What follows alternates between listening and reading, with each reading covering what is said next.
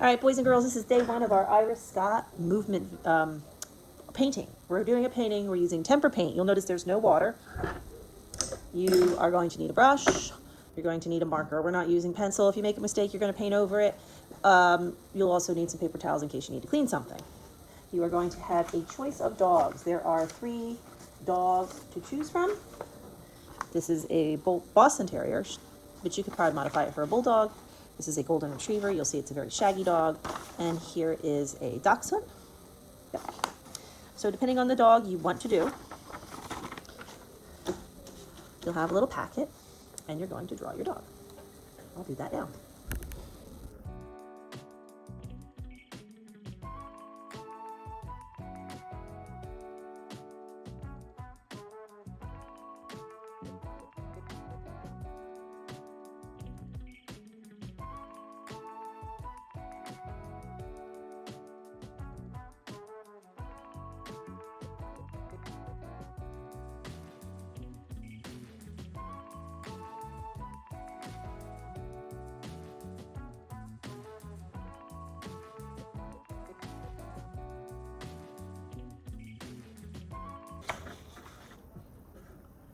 All right, a couple things you want to think about. Use most of the paper. Have like the topmost part of your drawing to the top, the bottommost coming down to the bottom.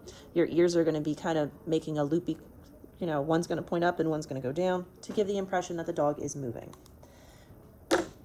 I made a mistake. I don't care.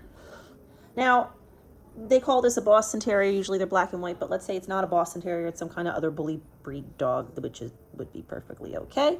You're going to take your brush and you're going to do a technique called double loading. So with double loading, I might pick up some white. Please do not mix the color. So I have black and white in here. And I'm going to start painting my dog.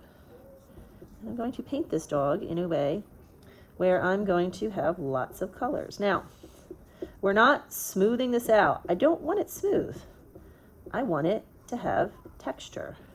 If you paint over the eye like Miss M just did, guess what? It doesn't matter. If you want more of a texture, add more white.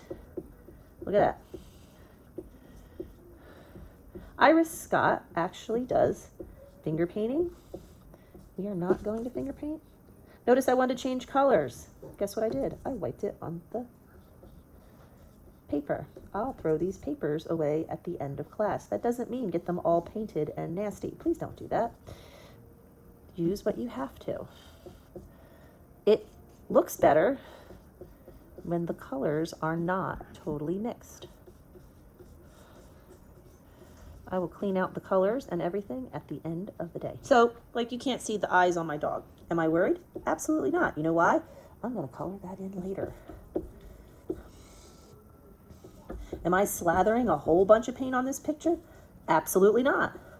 My favorite word of the day. I am just putting some paint down to get a texture. And it kind of gives the feeling that there's many colors in the dog's coat. Now I'm going to wipe this. Is this clean? Not necessarily, but the thing about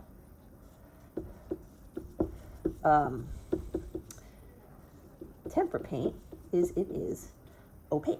That means you cannot see through it. This is kind of a thick brush. I'll give you guys some, boys and girls, some thinner brushes.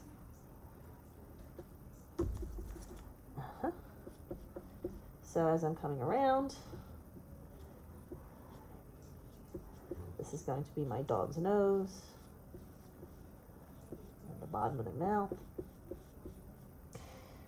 I can go ahead and fix that up next week with an oil pastel. If you try to use the oil pastel right now, guess what? It will just look like a hot mess. And actually, even if you color over the line a little bit, doesn't matter. Doesn't matter because you could just go over it later. You cut it off, go over it. All right, here's some pink.